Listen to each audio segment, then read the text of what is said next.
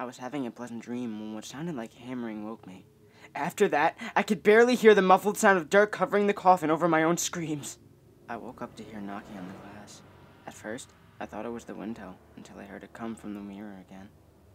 I can't move, breathe, speak, or hear, and it's so dark all the time. If I knew it would be this lonely, I would have been cremated instead. There was a picture in my phone of me sleeping. I live alone.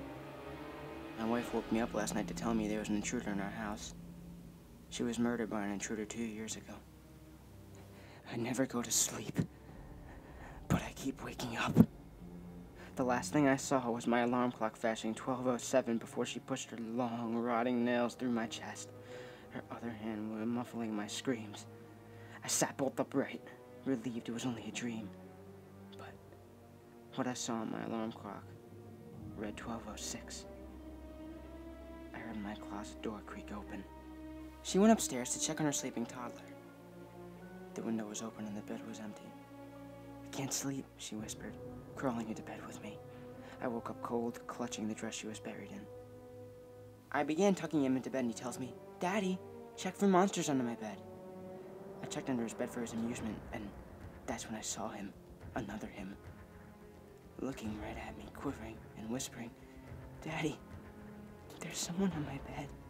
After working a hard day, I came home to see my girlfriend cradling our child. I didn't know which was more terrifying, seeing my dead girlfriend and stillborn child, or knowing that someone had broken into my apartment to place them there. You get home, tired after a long day's work, and get ready for a relaxing night alone. You reach for the light switch, but another hand is already there. I always thought my cat had a staring problem. She always seemed fixed on my face, until one day, I realized that she was always looking just behind me. My daughter won't stop crying and screaming in the middle of the night. I go to her grave and ask her to stop, but it doesn't help. She asks why I was breathing so heavily. I wasn't. I awoke to the sound of the baby monitor crackling with a voice comforting my firstborn child. As I adjusted to a new position, my arm brushed against my wife, sleeping next to me. There's nothing like the laughter of a baby, unless it's 1 a.m. and you're home alone.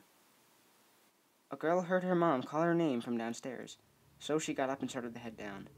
As she got to the stairs, her mom pulled her into the room and said, "I heard that too."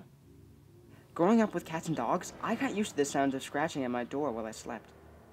Now that I live alone, it's much more unsettling. In all the time I lived in this house, I swear to God, I closed more doors than I've opened.